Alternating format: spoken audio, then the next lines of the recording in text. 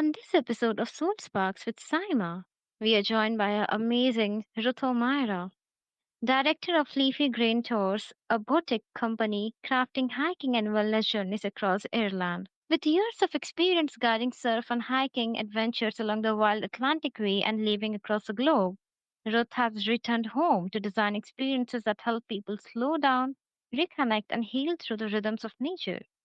Tonight, we'll explore how walking in nature restores well being and why inland is a hidden gem for soulful travel. So, Ruth, welcome to the show. Thank you so much, Saima. It's lovely to meet you. It's my pleasure to have you here. So, let's start with you have lived and worked around the world, and that's so remarkable. So, I'm really, curious to know that what drew you back to create Leafy Green Tours. Well, I suppose I always wanted to come back to Ireland. I mean, I've been back to Ireland, say, 10 years now, and I worked in international travel from Ireland the last number of years. But I was always passionate about nature, surfing, hiking, and getting into the outdoors. So when the global market slowed down in 2020, I got the opportunity to qualify in hiking and surf instructing and just become really passionate about showing people around Ireland, showing tourists around my amazing country. And I think having traveled, I think I came back with, I suppose, a new perspective, and I saw the magic of my own country that maybe I didn't appreciate before I went away and kind of embraced different cultures and countries. I think it helps you grow your perspective and appreciate I suppose, the wonders of your own culture as well. That really makes sense. And it's like traveling, it's a dream for many. And that's really wonderful to hear. It sounds like, your journey and experiences abroad give you such a wide perspective. And it's really inspiring again to see how you have brought that back home to shape something so personal and rooted in Ireland. And the way, you have connected your international outlook with your passion for this place really highlights what makes Leafy Green Tours unique. And it's not just about showing people the landscape, but about sharing it through your own lived story, right?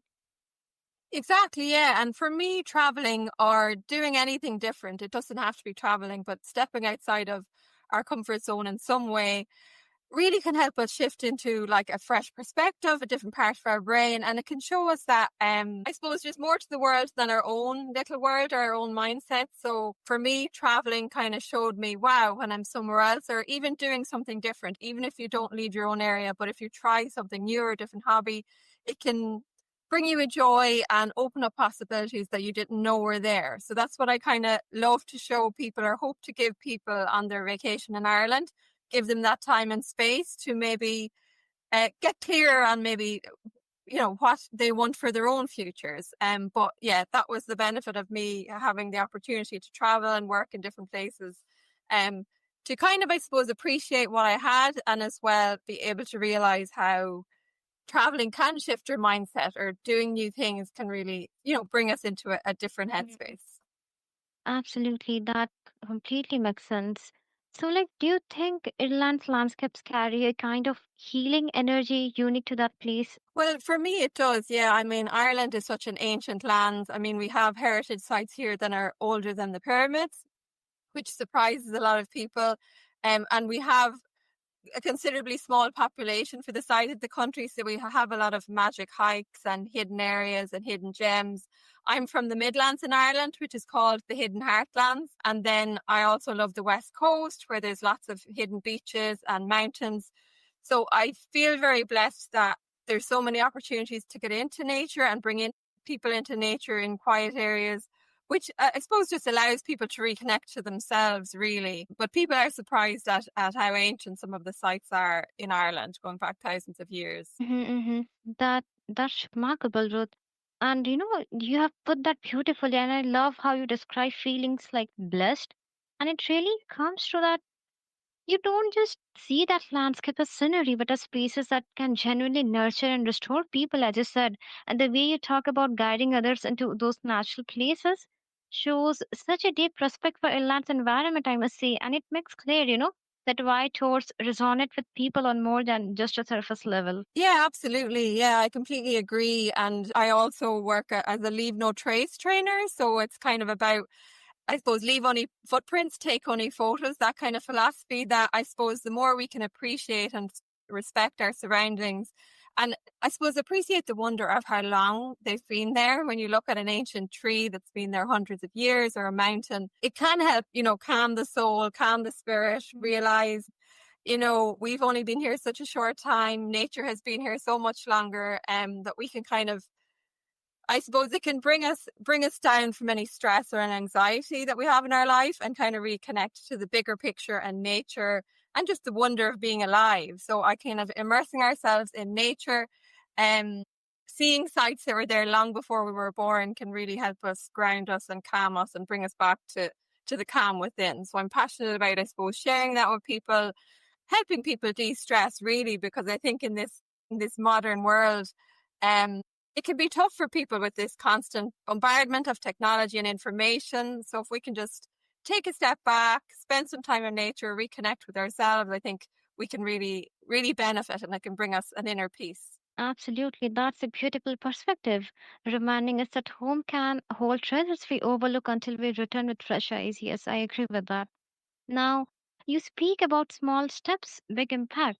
So, how does, something as simple as walking in nature shift our well being completely? That's a great question. I think it's like anything, like any shifts in our mind, if we look into neuroscience, like we can retrain our brain. And I'm not a scientist, but I think it's like 40 days. So when I say small steps, big impact, like if you're spending 15 minutes every morning, setting an intention for your day, keeping yourself calm, spending some time in nature, it does create a shift in your mind, which will create a shift in your life. So it all starts with one small step. And I think oftentimes when people want change in their life, it can seem overwhelming. They mightn't necessarily know how to make that change or what to do, but it can start with maybe 15 minutes in the morning in nature without technology to just calm their system, because sometimes we mightn't have the answers, but maybe we're too stressed to have the answers, and that's okay. So we can find a way to calm ourselves.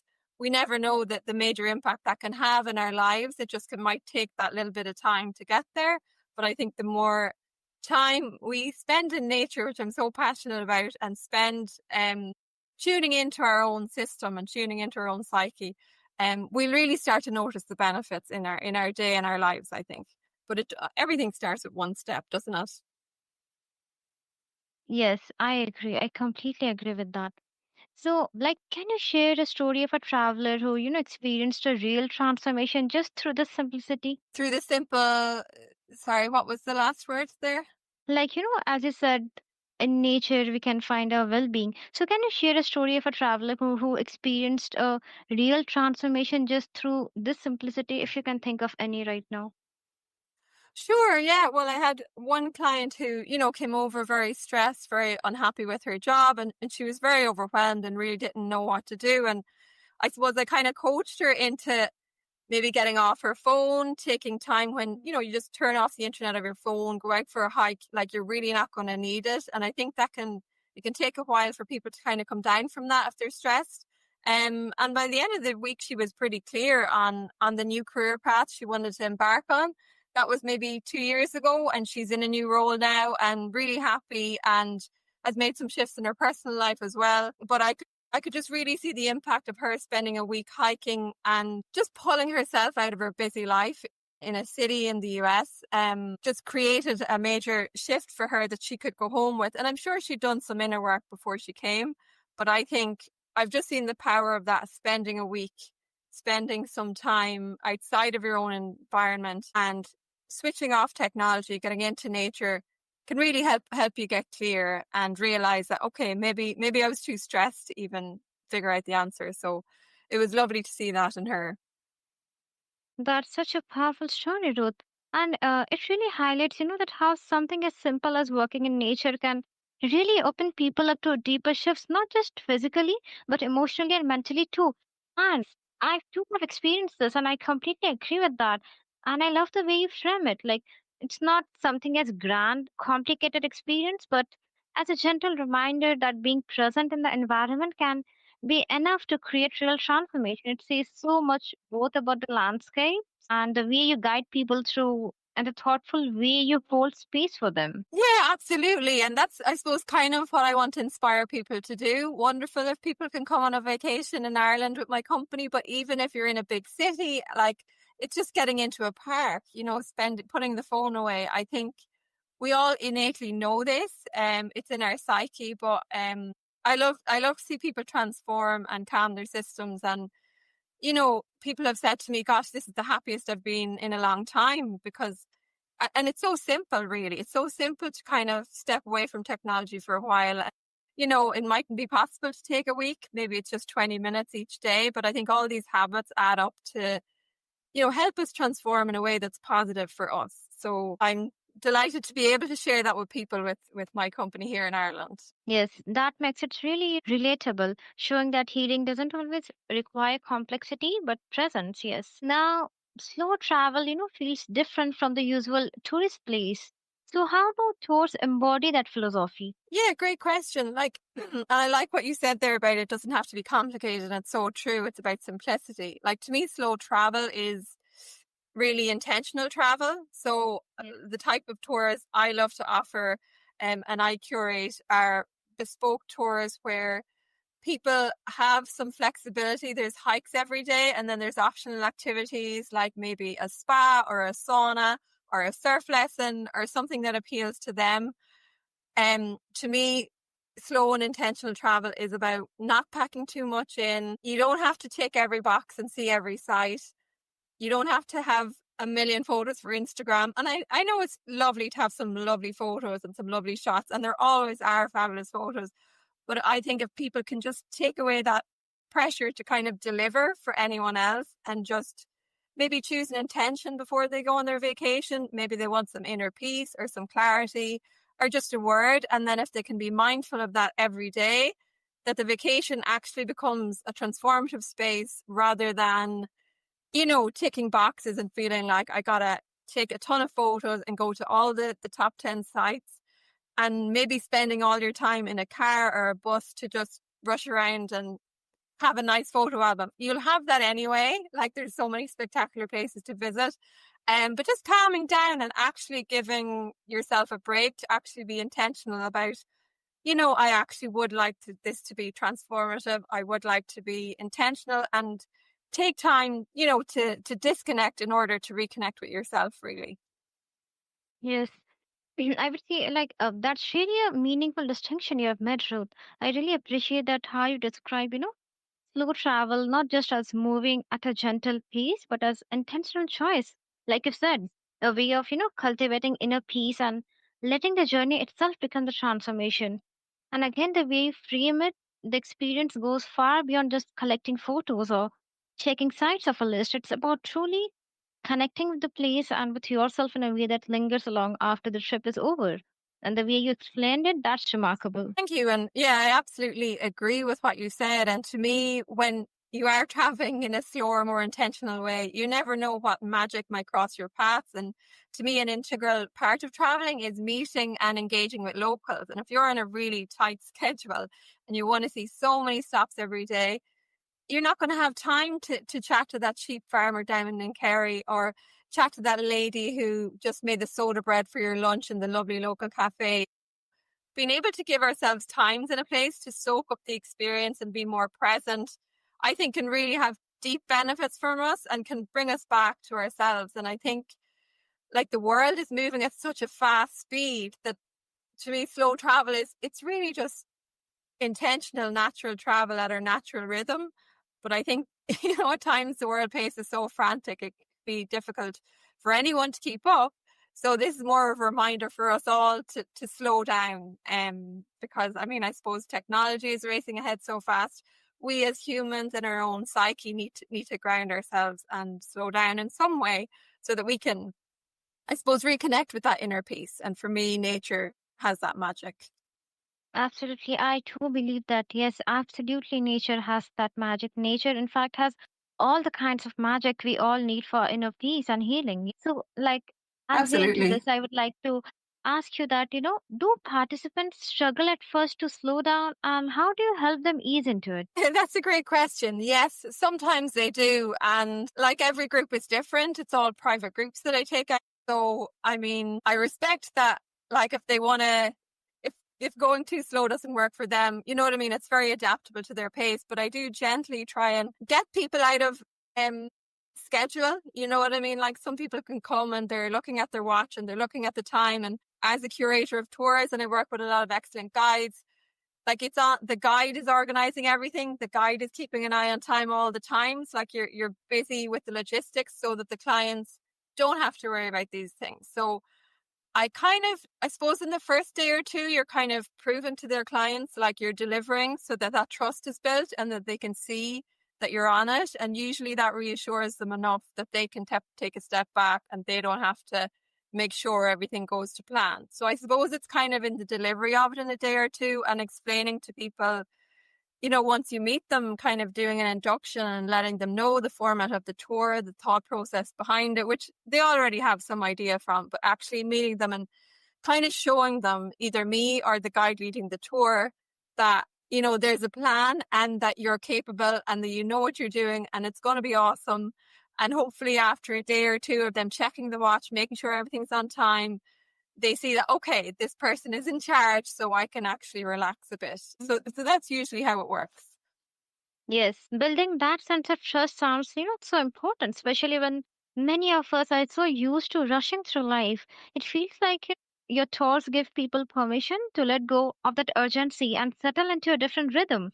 And that supportive approach must make the whole experience feel both safe and transformative. And I really like the way you describe that, gently guiding people rather than pushing them. Yeah, absolutely. And that's so important. And I mean, I've worked in, you know, busy corporate environments myself, and I get it. I do understand that people live in, you know, such busy lives where they're constantly on a deadline, constantly maybe having to, you know, look after a number of people. Maybe they're managing people, maybe they have a busy family life. So it's kind of realizing that people rarely actually maybe have the time and space where they can relax. So that's why it's important, you know, for me, for Leafy Green Tours, to be able to show them, actually this is your time, you know, this is your time. So enjoy it. And because you really don't have to stress about those things. You know, that's why you're booking a tour company. So yeah, it kind of I suppose it's kind of a rare thing sometimes for adults, and you're trying to just give people permission then to maybe when they go home to take that time for themselves every day. You know, take some time. It could be 20, 30 minutes every morning or on a lunch break, just having some time when they're like, actually, I'm not checking my phone. I'm going to walk around the garden for a few minutes, whatever it is, but just to kind of, I suppose, create that here in Ireland over a week and then maybe bring that home in a daily practice in whatever works for each person.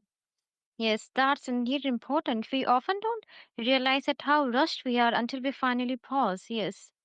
Now, people think nature to be as a healer, and it's an ancient idea. People think that nature as a healer, they think that to be an ancient idea.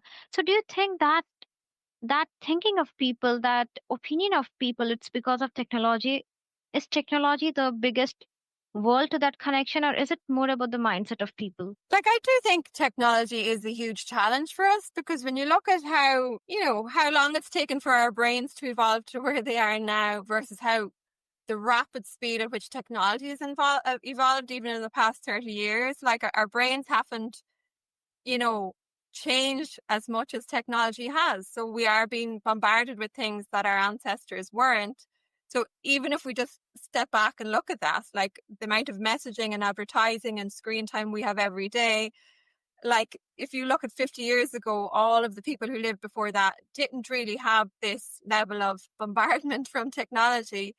So I think for our psyches, I do think it's vital to get into nature and to take breaks. I mean, obviously they're incredible tools, but just acknowledging we have these human brains, we have these human bodies, grounding ourselves, connecting with nature is what our ancestors have done forever. And, you know, it's so important for us to do that, to maintain that level of calm and peace. That can sometimes seem elusive, but it's always there. You know, the sun is rising every day. So we can, you know, look up at the stars, look up at the sun, whatever it is, stand barefoot in the grass, have those moments of connection with nature and remind ourselves, you know, we're in this life on this planet for this short time. So let's tune into it, and we can use technology. Kind of having some boundaries, I think, is important. Mm-hmm. Mm-hmm. Yes, I really admire the way you frame that truth. It's such a balanced perspective you have made. And you're not just pointing the finger at technology, but really highlighting the deeper mindset and choices we bring to how we engage with the world around us. That feels so thoughtful and wise. And again, it shows why your approach, resonates with people. And you're not only helping them see that the healing power of nature isn't lost, it just needs the kind of awareness and intention that you're encouraging. Absolutely. Yeah. Thank you for those kind words. And like, I think really it is something we all know. And it just, sometimes it can, I've noticed in my tours, sometimes it can just feel a little bit elusive for people. And I just want to remind them that it is always there and it's available to us all. But it does take discipline to step away from technology because it's fun and it can be addictive. So, and we all enjoy it. We all get value from it as we are now, but for me, I've just seen huge benefit guiding tours when people just have that break where they're not constantly bombarded with news and updates and just have that bit of time. So I do think we can bring it into our everyday as well. Yes, that reflection really resonates. Our environment mirrors back the peace we long for. Now, for those, who can't make it to Ireland, how can they bring the spirit of your tours in their daily life? Yeah, absolutely. And I think, probably like I already mentioned, whatever daily practice resonates for them, as they say, touch the grass, if you have a garden, if you have a park nearby, just putting your phone on flight mode for 30 minutes and walking around your local park, or like just looking up at the sun, at the moon. It's amazing sometimes when you walk around and, you see everyone looking at their phones. And I mean, that's such a new thing. Like when you think of 30 years ago, anything prior to that, people were just more present and more immersed in their environment. So I do think just allowing ourselves some daily practice, say take 20 minutes a day to spend time in nature, tune out from technology. And if you don't have nature available, even just turning off your phone and spending time tuning in to yourself for a few minutes and being present. Yes, that's empowering, Ruth, because that, means nature's medicine is available to all of us right where we stand. Yes. So, would you say it's about Absolutely. place or uh, about how we choose to engage with wherever we are? And could you repeat that? It's about place or how we choose to engage with. Wherever we are. Yeah, I think it's both. I think it's definitely, taking it back to being empowered. It is how we choose to engage with wherever we are. I mean, I've worked in jobs in big cities, and if I had 10 minutes and a tea break, I would just walk outside. If it's raining, I'm putting on a raincoat because these things are so important to me and I've seen the benefit. And then the added bonus, if there's a hike nearby, if you can access a beach or a lake or some peaceful time, I mean, I do think that's powerful. But I think we use whatever tools we got wherever we are. Yes, that makes sense. And again, I love the way you put that. It's such a, beautiful balance. You capture so well how certain places carry their own power, but also how it matters that we show up with openness and presence. And the way you describe something as simple as a beach or a lake hiking really brings that idea to life, and it shows the depth of thought you bring to your work. Thanks so much. Well, I love it. And I do feel blessed being in Ireland that I have such access to nature, and I really appreciate it. So I do love being able to share it with others when I can. That makes a lot of sense, Ruth. And that's again, that's really empowering. So, Ruth, you reminded us that healing isn't always found in grand gestures, but in the rhythm of footsteps, the breath of fresh air, and the landscapes that invites us to slow down, whether in inland's wild beauty of your own neighborhood or the path back to calm is already under your feet. So take that walk, take that pause, and discover how small steps can bring the biggest peace in your life.